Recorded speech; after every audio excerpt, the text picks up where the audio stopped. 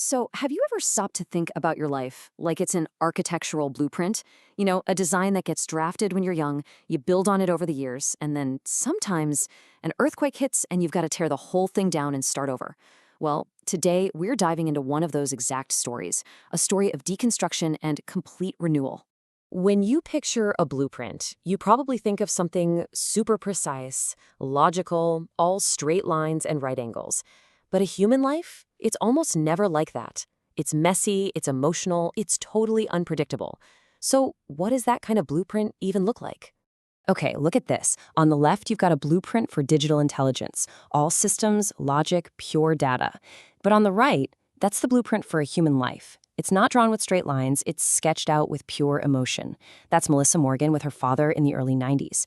And this one moment, it's basically a foundational schematic for her entire life, one drafted out of love, survival, and some serious complexity. To really understand any structure, you've got to start with its foundation, right? For Melissa, that foundation was quite literally forged in the huge, quiet landscapes of the Southern California desert. You know, this picture tells such a deeper story than you might think at first glance. This isn't just a casual father-daughter day out. This is the drafting table. This is the moment the core principles of Melissa's blueprint were being laid down, lessons in self-reliance and resilience that would become absolutely critical later on in her life. Yeah, her childhood was, let's just say, anything but conventional. While other kids were off at summer camp, Melissa was learning skills like this. And this wasn't about violence. It was all about competence, about awareness. And it was a really unique way that she connected with her father, Jerry. And look, just like any real-world foundation, hers had its own complexities. When her mother, Donnell, showed up after a long, long absence, well, that introduced all these new emotional layers and even some cracks and questions into her developing blueprint. It just goes to show that from the very beginning, her life was a structure that was being built to withstand a whole lot of stress. But what happens when even the strongest foundation gets hit by something seismic? A shock that's so powerful it just causes the entire structure to fracture and collapse? This is a snapshot of Melissa's life in early 2011. She's with her partner, Michael. It's a moment of peace, of real stability, captured right before the ground beneath her completely gave way. This was the life she had built on top of that original foundation. Then, after a profound and tragic loss, the life she knew was just shattered.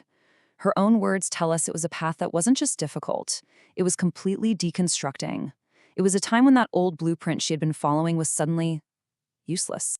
And this right here, this is the turning point. Because out of all the rubble of her old life, Melissa discovered a totally unexpected building material: purpose.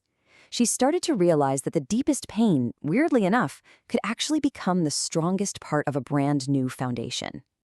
So this discovery, it led to a complete and total redesign. She didn't just rebuild what she lost, she became the architect of a whole new kind of life, one that was dedicated to the actual process of healing itself. This is where she took her personal tragedy and turned it into her professional expertise.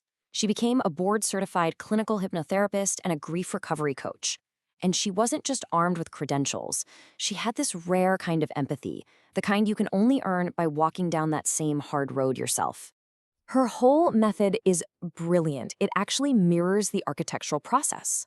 First, you have to survey the damage, and you do it without judgment. Then you draft the new plans for what you actually want to build. Next, you lay a new foundation that's based on new truths. And finally, you rebuild piece by piece with real intention and purpose. And these are the tools she gives to other people now. You can think of them as specialized instruments for redesigning a life. Healing after loss is all about clearing the debris. Breaking free is about demolishing those old, unstable walls. And Life Reimagined, that's the design phase, where you get to draft an entirely new blueprint for your future. So, after all that, what does the new structure actually look like? Well, it's more than just a personal win. It's a legacy that's been completely reimagined and is now being passed on. Wow. This is where the entire story just comes full circle. On the left, you see the lesson from her father that formed her original foundation. And then on the right, decades later, there's Melissa, passing down that exact same lesson of competence and resilience to her own daughter. The blueprint hasn't just been rebuilt, it's now being shared. So you see, the blueprint isn't just her own anymore. The skills, the strength, the resilience that were forged in the desert, they're now being handed down to a whole new generation. The legacy hasn't just been repaired, it's been reinforced. And this is basically the mission statement for her new life's structure. It's a mission that was born directly from her journey, turning personal tragedy into this profound professional purpose of empowering other people to rebuild their own lives.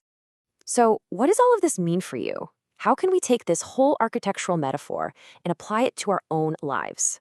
Well, as Melissa says, the whole process of redesigning your life starts with one single step. And it doesn't matter if your blueprint needs just a small renovation or a complete teardown. Just acknowledging that a change is needed, that is the most powerful move you can possibly make. Which brings us to one last, very personal question.